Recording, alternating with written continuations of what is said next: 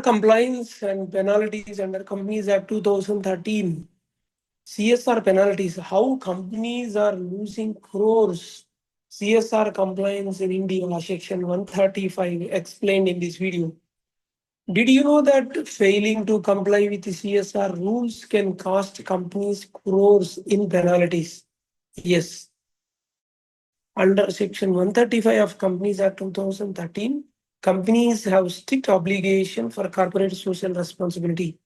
But what happens if they fail to comply? Let's dive deep into the provisions, penalties, and real life case studies.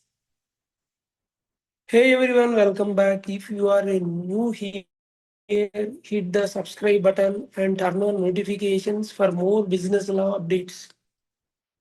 What is corporate social responsibility? What is CSR? CSR stands for corporate social responsibility, which means that the companies must contribute a portion of their profits towards the betterment of society, whether in education, healthcare, environment, or community welfare. So it follows the triple bottom line approach, balancing economic, environmental, and social responsibilities. CSR applicability. Who needs to comply? Section 135, subsection 1 of Companies Act 2013 states that CSR is a mandatory for companies that meet any of the criteria in the preceding financial year. Any one of the criteria. One, net worth. Second one, turnover. Third one, net profit. Net worth of 500 crores or turnover of 1000 crores or net profit of 5 crore or more. I'll repeat again. CSR is a mandatory for companies that meet any one of these criteria in the preceding financial year.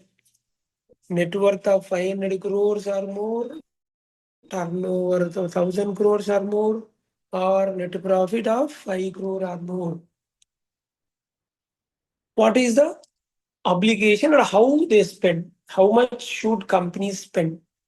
As per section 135, subsection 5 of Companies Act 2013, the company must spend at least 2% of its average net profit of the company made during 3 immediately preceding financial year. So we have to take average of during 3 immediately preceding financial years, 2% average. Priority should be given to local areas where the company operates. Here the word says net profits, but there is a calculation as per section 198. It comes PBT. So we are taking 2% of average profit made during 3 immediately preceding financial year. So this amount should be spent by the company. So priority should be given to the local area where company operates. So what happens if they don't spend the required? I'll tell you in the next slides the penalties. Whose penalties? The company does not transfer unspent amount within 6 months. It must be deposited into government specified. If the company does not spend, then it must deposited to the government specified Schedule 7. There are specified accounts which we will discuss now under Schedule 7. If company does not spend, so unspent amount has to be transferred within 6 months to the government specified accounts under Schedule 7. So if the company fails to spend the amount, it also mandatorily should disclose the reasons and disclose in annual report. So where can CSR fund be donated? Now I'll explain you the accounts. I explain the accounts which are mentioned under Schedule 7. Contributions to the following are eligible as CSR spending. So if the company has not spent CSR obligated amount, then within 6 months, then company has to transfer those amount to either PM CARES Fund or Swachh Bharat Kosh or Clean Ganga Fund or PM National Relief Fund or any other central government notified fund for socio-economic development. So these contributions to the following are eligible as CSR. Only these accounts are eligible. So company, if not spend the mandatory obligated amount, CSR amount, then company has to transfer the amount to these accounts, either of these accounts. CSR penalty and real life case studies. What happens if companies don't comply?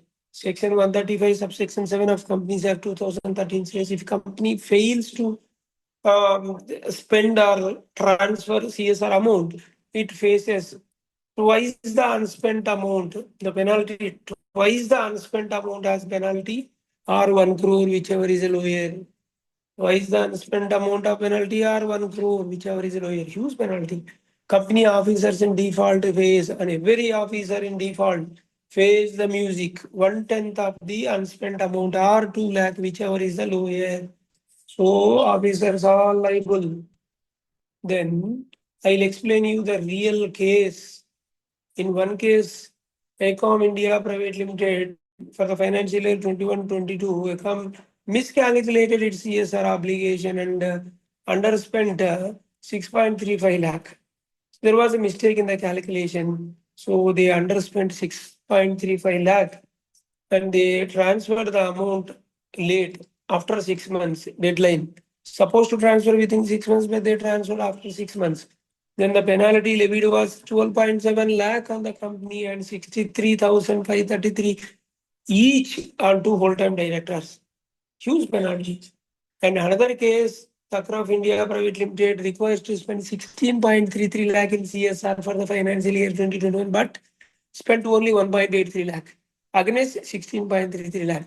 The remaining 14.5 lakh was not transferred to the designated fund on time. Then penalty was 36.25 lakh, including fines and the managing director. Because we discussed twice of the obligated amount, and every officer is liable here. Managing director, 3 directors, or a company secretary are liable. So the penalty was 36.25 lakh, huge amount. So what the lesson we are learning here is the companies must ensure timely CSR spending and proper fund transfer. How to ensure CSR compliance, avoid penalties? See, follow the best practices I will explain. Accurate calculate CSR obligations before financial year ends and allocate CSR funds to eligible projects or funds with a timeline. Specify the timeline and calculate exactly the eligibility and what is the obligation and allocate the funds to the correct projects and with the proper timelines, maintain proper records, maintain proper documentation, set up dedicated CSR committee to oversee compliance. It's very difficult. All directors has to look after. Let have a set up a dedicated CSR committee. Transfer unspent amount all time to avoid heavy fines. If you are not able to spend, then transfer to unspent CSR amount. It is specified under Schedule 7 government accounts, which are specified.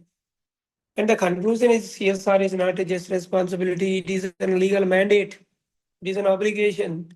Non-compliance can lead to massive penalties. Companies must take CSR obligations seriously and contribute meaningfully to society. If you found this video helpful, hit like and share it with your network. Subscribe for more business law updates and compliance tips. See you in the next video. Thank you.